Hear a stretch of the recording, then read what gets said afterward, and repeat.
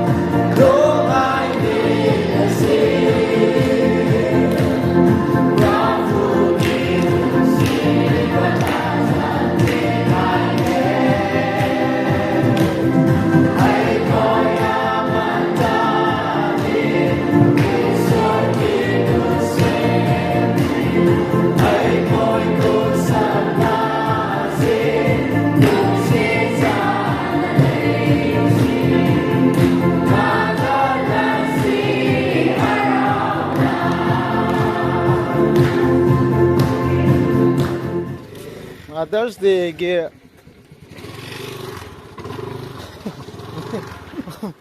ว่าကိုရှာနာမငိနောက်ပိုင်းတီချူဖိုင်းနင်းကြရတော့ကိုရှာမဟန်ဟိုရကနော်Mother's Day เกလာကစေအီမာဂီနူမီနေပါ Mother's Day အိဒီအီဘိုခန်းလာမရောငါစီချေအီမာဂီနူမီနေပါတော့အီမာဂီနူမီလာစီတာ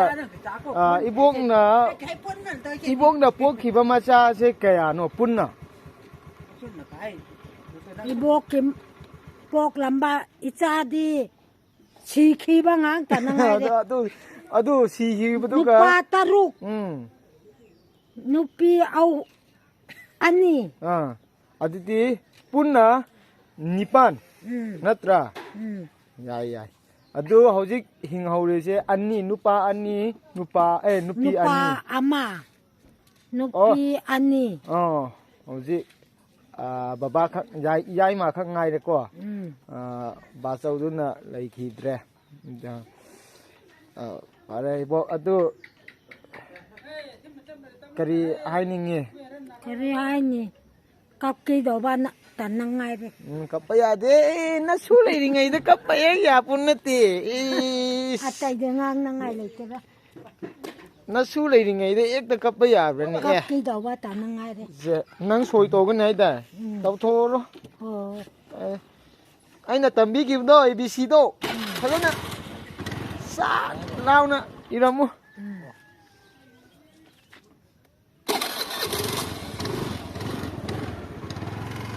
ชินะบาบากิมาม่าเฮาซิกบาบากิมาม่านะตะบะอิมากิมาม่ามันหักตะมุกสังเกวังบ่ปงก็จะกง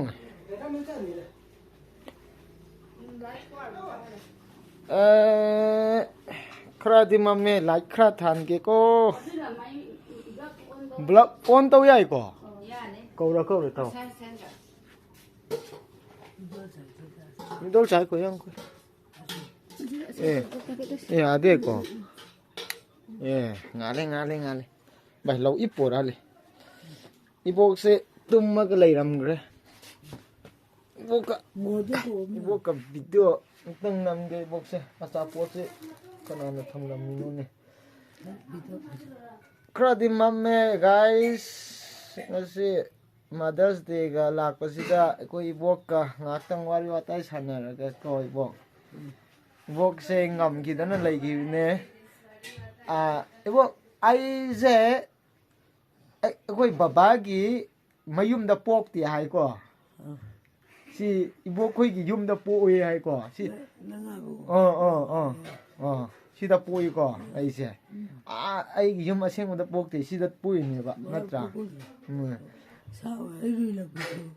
อ่า lấy bà này อืม lấy bà ấy đi là tôi sẽ phụ cô อะดูซุนงดังดะ ừ. โอ้นงดังนะปูเราก็สิตะปุกป่ะไอ้เจ้ sao ấy bố có thì sao đấy mà cả cái ấy lúc bố là เออไอ้นะอีโบกีมาสู้กีมารักตะกีไอ้นะควายดะหันโอ้ยก็อีโบก็นะอีโบกเซสโตรกตาวดนะก็เกค่อยนามาปุระฟังก์ชันตาวกีเตรส้มเจ็ดดวงกีบุตรอะดุมฟังก์ชันตาวเอ tôi là ai tôi là tôi là gì โอ้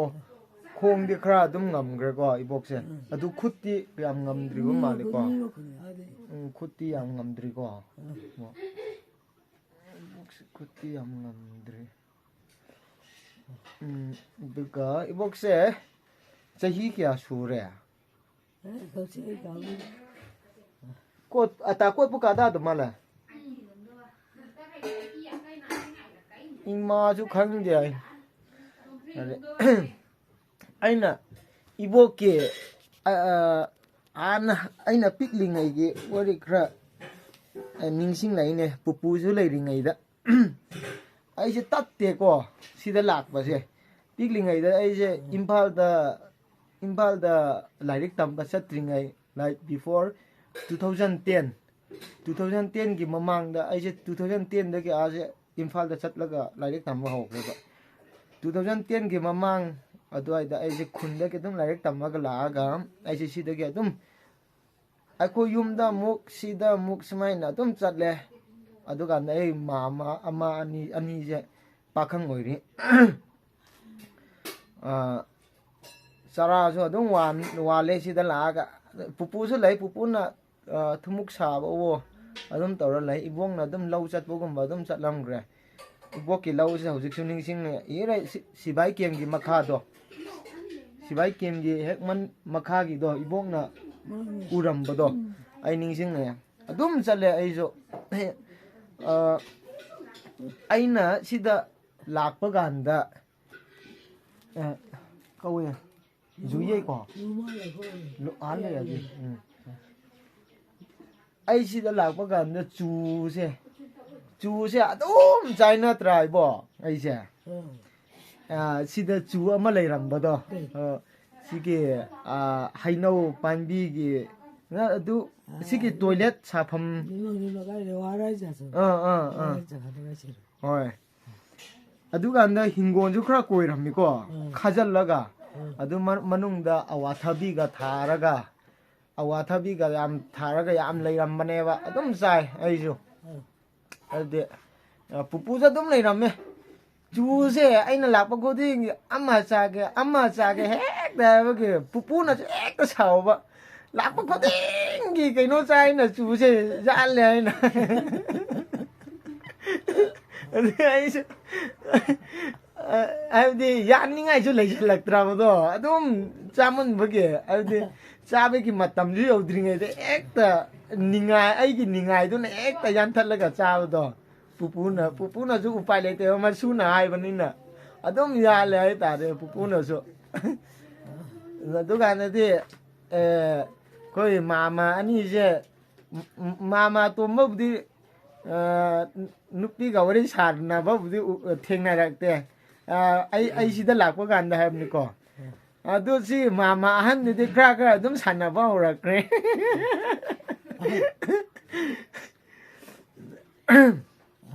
sine ibo ai ge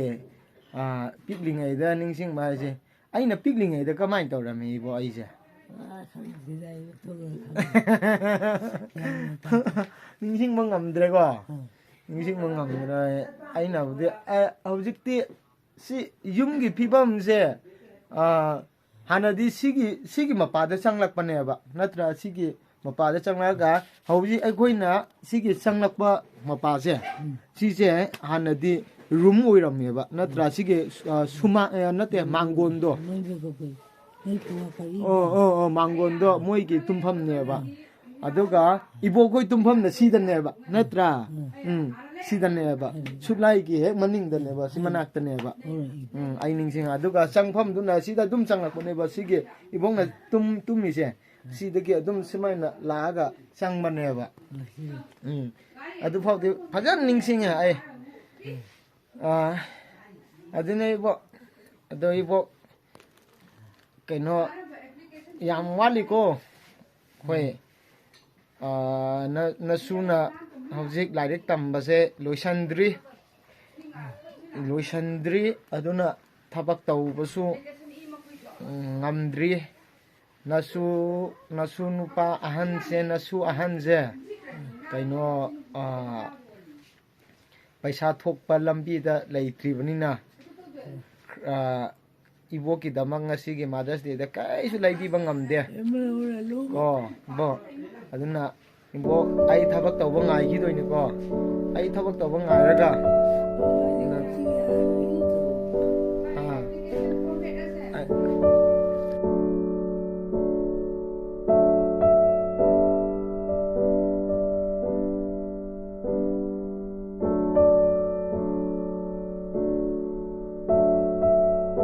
cái này rồi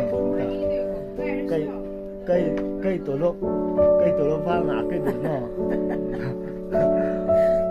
cây tổ lộc pha ngã cái đường rồi cho về bên ngoài có tuy năng thì cái tụt bây giờ thùng ga mình nuôi ta nó có kilo sang mà ta nó nghe kilo sang mà hunung kilo sang mà cái tuy lấy có ai nè cái ai là thằng bắt đầu có ngày khi rồi nè đúng cả ibo kita mà ai là kudol macau so aina lady gan aina tulok pau gan na tulok sa bagan ko adu pau di bo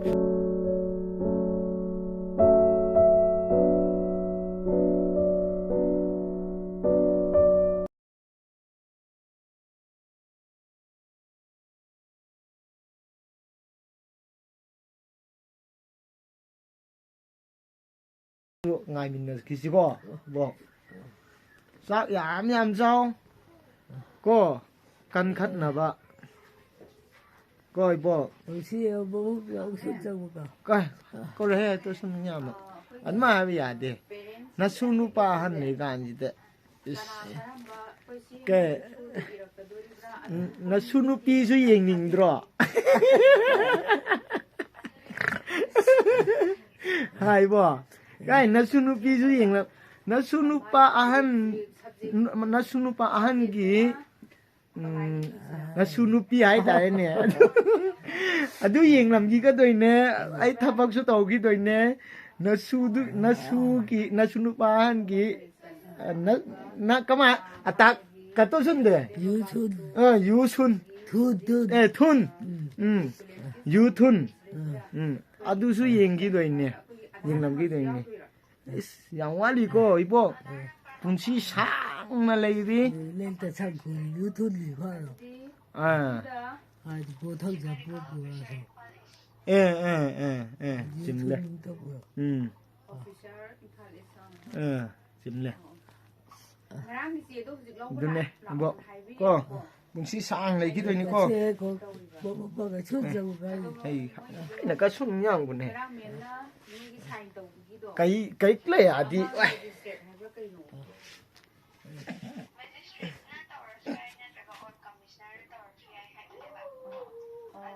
ไอ้ตัวนี้บ่จากยามเจ้าก็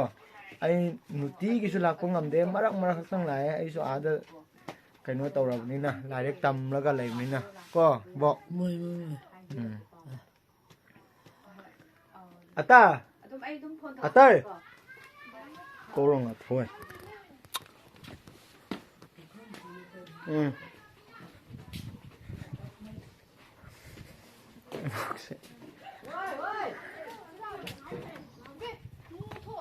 ้ข้าใครเฮกเก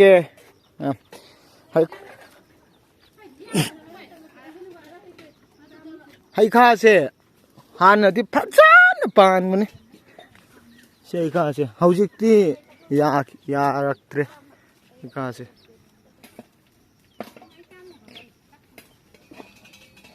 하는 게 종종 하이나 하이 가자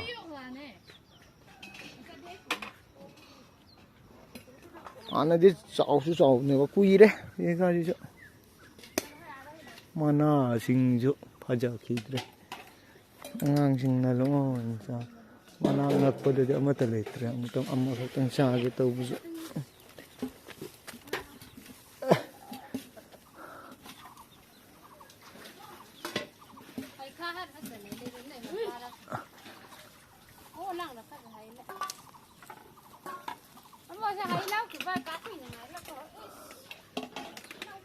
lâu thì lâu lệ tùy lâu phụ câu ở đâu đi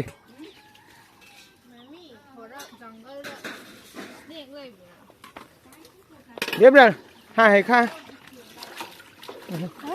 hey yo lu cục đó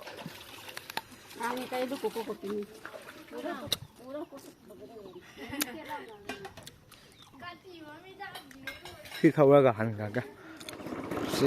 thâu ra cả hero sa rồi đấy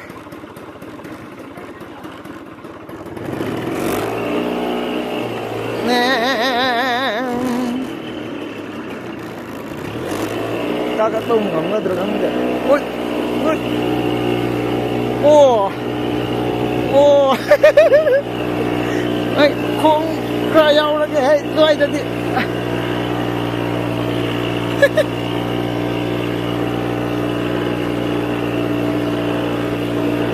ôi let's go baby let's go come on you can do it come on yeah ôi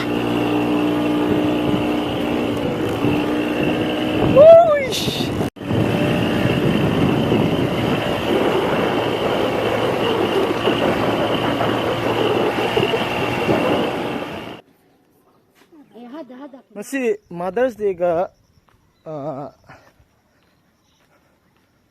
loina na kanano alay se oh nakaapat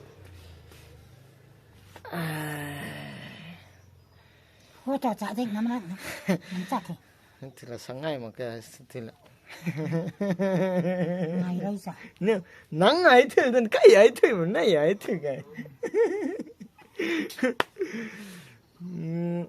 Ibu ngasi mama ki numit asida mama oibi singda kari paujal piningi.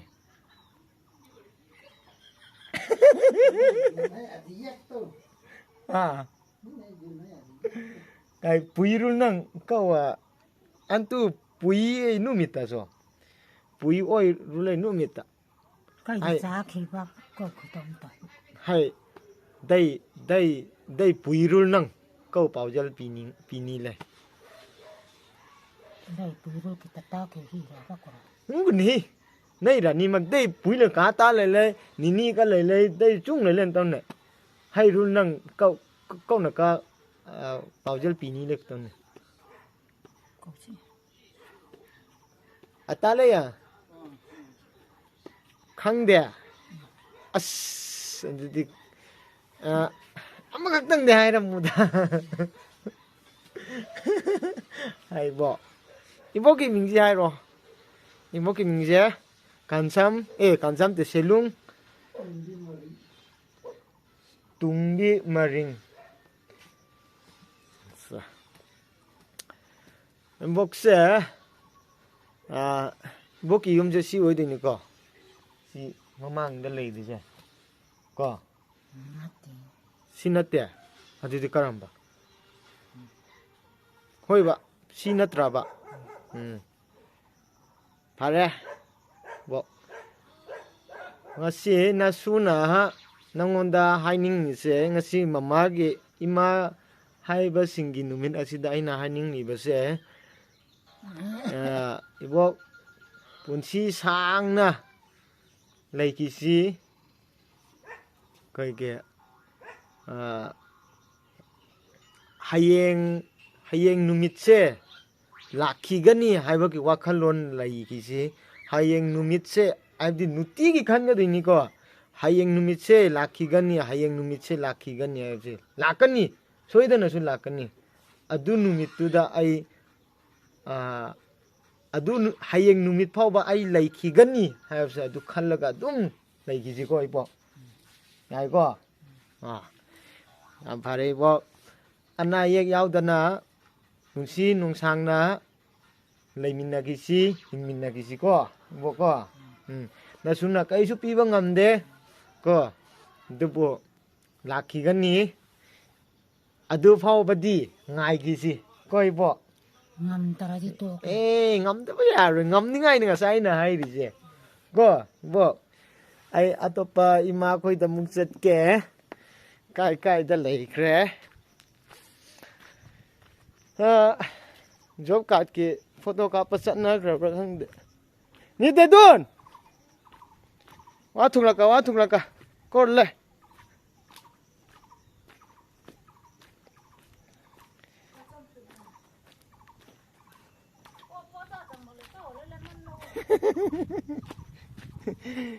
Sina ibok na tre sina ini ahan hai tare sina ko ni laung si ni si อ่ะพ่อ ai phet tang nok phet tau ro si กันพระเจ้า ya ini siao si ka mai ngam da ba no คองหนาบะคองสนาบะ khong na ba khong dak ta คองสนาบะ khwang su na ba khong su na ba จัดปังงำดะบะ lep pa ding ngam ba เล็บปัสสุพะจันงำ sa ba kai de hidak ti chari bu na มา tro ดัดดิจะจัดตะบะ Mother's Day su satre ko, sar su satre ko. Kai de. Nasa lai ji di. Nasa na yum phau ta na la ga wish people lai ji di. Mother's Day ki ima gi numi da sida. Ado มีชุดนงไงตินให้มีชุดสวดตัน se krai yi se. มีจดพี่โอยระวันนี้เฮ Ni chot pi o se kai de se. Karin sang ja nga si di. อีรอนบะ Ima ma cha re. อันเดอฮาวายจำพุทธฮาวายอามาอันเดอกะอามาดัสกุดอามาบุดุปุเลพุทมินาเรมออามาเมดเลเห็นตาอามางานละกะกดละกะจาเรไอดิจำพุทธฮาวายสุจาเดอดูมารีจัดปานินะก็ Asmari sat pa si sa de. ไอไลนาเซคงนาสิมารีจัดปะจารุน Aditi henta khak tang ja re. Morong met pa ka. ห้อย Kai je se. Adu na chanu pa kya le. มังอ่ะ Macha nange nupa na tabda. Mama ga mamai. Nupi ga nupa ga pulak punna kya. ไอเคยมุงมีรา Nang na puk pa มังอ่ะเนี่ย manga ko. Nupi na kya. นปีอามา Nupa na. นปามารี Okay. Nupi du ki mami hairam mo. ติชิลติเรชา Adumana atombi oi doira natraga ahum suba. มายายอันนี้เอาหุ่มชูบะ Ahum suba ko. Ahan gi mingna โมพุนบินติ binije mopon ko. Do mana hoji kai dore. อาเบงโกดา Adum patan yop to ko. Adum thabak sura lai ko. Aduga kaino di. Yai ma di. ยายมันก็สิลยอร์ส Coastal George mana brother moi ko father training chat ko.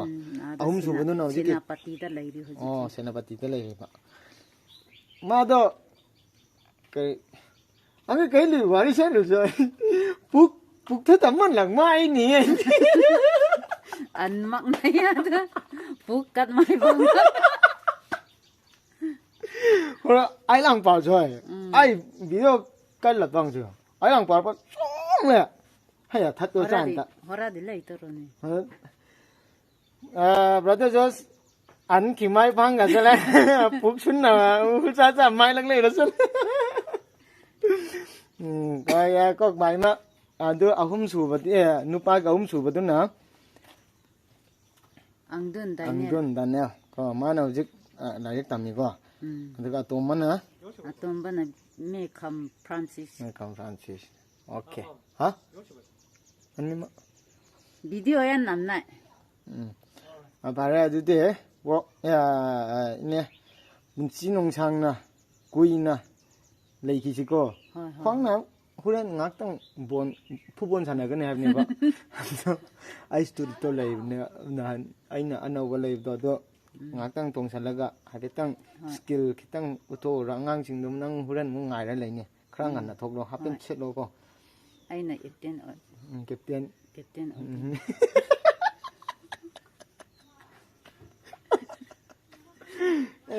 นี่สินั่งลูหงเมื่อกี้โฟโต้ตัวยิงนี่สินี่เรานี่ ไอ้จัดนิ่งเดรนี่จัด ไอ้ปูระสิเราสิโอ้ยจับกระดมนี่เราเนี่ยไอ้คุดฉันมีดี ไอ้จัดเก พอให้เราข้าราชยังว่าอมุกสุลุมทบาตอระเลยอิชาสิ จงฉันโลจงฉันโลจงฉันโลยาวterkan na ya kita enggak jong lo sih ini apa ini sih sida lai ra amana nama sina akhoi ma bright kaino sari se mamana bi sari se aduga sina ine ge nupa ko adu sina Samuel sina Motontin Oza Motontin si father ming di khang bra father Roslyn hai ba kaw khre ne kuida nupa da Roslyn di ya lai ra mo kai nam di hai bani ne kaw khre ko Matthew hai bra kai nam da hai amma de le amane ko si lung gi ba se sahi kya no ai khangdra akoi church ta nang ahan ma oidera ani suba oidera ani suba oide ba ko akoi church ta luhong ise yam phe phare nya de potharo kai da potha do no na ngak lep khige nang pham ba hulen na thanda ngamdradi ngamni ko sak cha to po ri ta ngai ngak lep khige hoi le phoro de ngakang chathok sin nasana su kra exercise to ko para de ayam chalu khi ko ngai ko ima oibi singda kari haininge ima oibi singda ko aise ima oibane ba ko adu mi gi thodog wa doctor sa chat pa ngamdre mi gi kaino ima oibi singi kumai pyong da so yaw ba ngamdre aise sahi mari ahum mari haigale aina lairise okay ado angang nang hojik yum da leite ba ko nang angang sing yum da leite ba yawe ba ko ado yum da leini nai hoi yum da leite ba sing gi nang gi na cha sing da kari hainingi mana leiba gi mapam da tek ta kai da na leiba oisuni isoda aisuni jaba okay the man da ita ta thok pa khuding joi mangol oisuni haidana okay isoda ni jaba no ti khuding aisu okay nam pare de kon ne ko de de ada leiba ko jna cha khoi so yam ning tin ngai na leiba oisno isor ga loina na ko tek ta kai da na leiba oisno ko de nam pharo ko imag nu ngai sida phaba oro okay homsik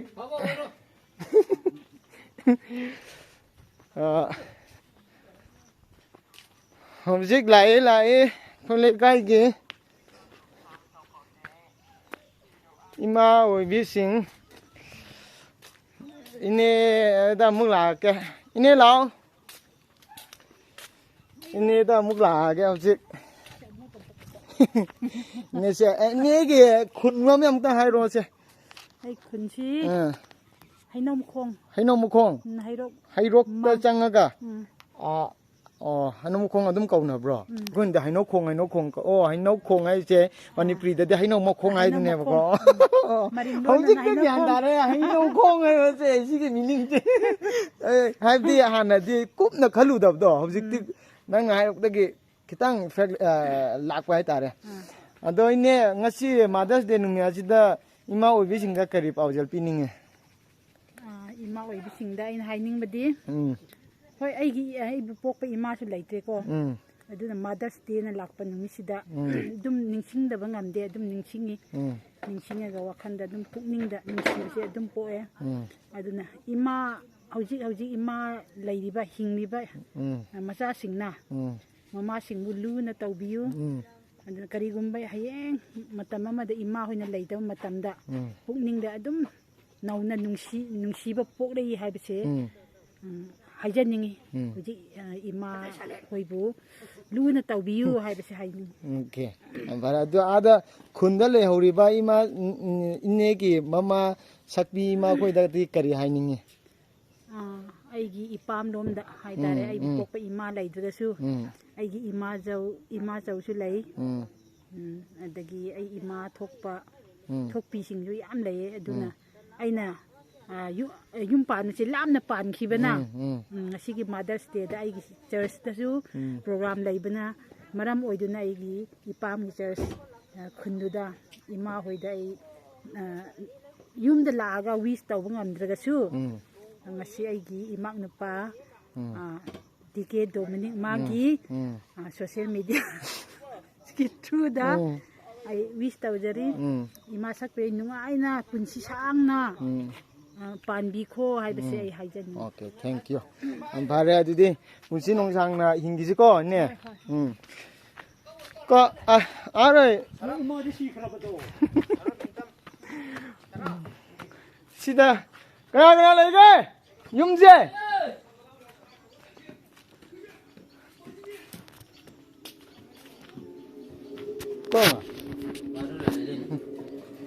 ꯀꯥꯏ ꯂꯩꯒꯦ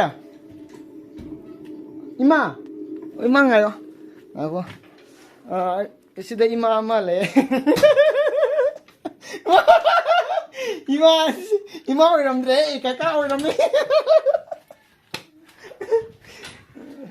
시 뭐 임세 까나주 레이테 뭐 임팔다 로잉 레이레 아드나 아톱도 짝게 에이 네 마더스 데 비디오 바이 로에사 아시 해 시 영 마링아 누미 거이제 타박 수고 얌간 마네 시도지 뭐 ngakdang su pothaning da ne ngakdang su tum moi su ya de ngak le de amuk pamlo amuk chakran ni ado ngasi mama gi numena ji da mama oi bi sing da kari paujal pining e acha tang hai ram se ha oi mama oi bi sing da kari paujal pining ngasi mama oi bi sing gi numit ne ba mama oi bi sing kari paujal pining e paya chuba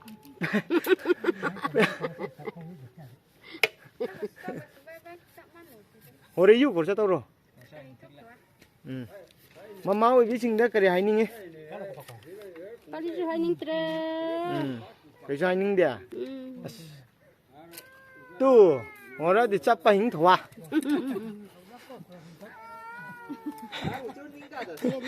Nim tong mi du tu wai mu chu ling ni in ta lo lai sui. Ma he. Se ngasi Mother's Day numira sidaลูกผมไม่มาตาแล้ว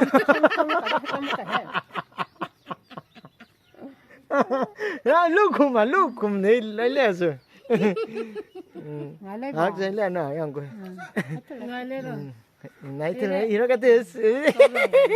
ไหนไปกับพักก่อนจะมาเลยว่าจะมาใครยิบเดียวแล้วนำบาดกันนั่งให้แค่ว่าต้องเป็นให้หลังกับพักลูกผมยอมกันดินั่งบ้านบ้านอีติ้งให้เลยบาร์กันนั่นไอ้บ้าใครเราทุบปีสิมาให้เราทุบใครชี้อยู่ในหลังโอ้เดี๋ยวว่าเราก็เกลี่ยให้หนังเสียไอ้ลูกก็เลยวันมาบอกดาร์ซิมไอ้คุยเลยใกล้ดาร์ซิมเลยจะเอาหุ่มเนี่ยดาร์ซิมอาจารย์บีดาร์ซิมใจมานั่งดูดาร์ซิมใจมาดาร์ซิมคงเนี่ยอ๋อดาร์ซิมมาตัวบีสินะดาร์ซิมคงเนี่ยดาร์ซิมคงเนี่ยบีงั้นสิอีมากินนุ่มเนี่ยจิตาการีปีนิงเงอีมาโอ้ยบีสิงดาการีไฮนิงเงไฮโรสมวยเฮนี่ปุยป่าปุยโอ้ยรับรู้นังก็ว่าสุดเลยจานี่ก็ว่าอาศิสิตะกันจานี่ปุยนังอาศิตะกันง่ายดงามแต่เราจุนดอกยุมอามาดาอิมุอามาดานุปีกีเท่าดังเจการีเนี่ยขันเลยพี่กินละจุตลกไหมคุยยาด้วยเนี่ยเด็กก็ว่าเต้าดิจิมเราจากทุ่งยุ้ยโชยุ้งผาไอ้อย่างให้เด็กก็มันสิว่าพวกนั้นจะจากทุ่งใบสิงชกปะสิงจันปะอิมุงกิทับอ่างกันมันให้อัตโปติแกมได้เลยเตียอัตโปติกรีตึงทับกชูว่าเราจะจัดว่าอดุนีเดินนะเลยนะมะทับกหางเป็น สีนี่ก็เลยนึงตรงนี้ปาตะกุลงบ่ ก็จะอัตันปีละก่อน ปีมะปีละโหแล้วก็ อายุลูกให้ได้กันนะ bigo se soy de los la que imau ibi ma am se ai amum wari sana buding amdre dubu ngasigi ima sakti ima khoiga adum sana raga soy de los la que nay ngutara ba yok na ko ko se ko na ha yo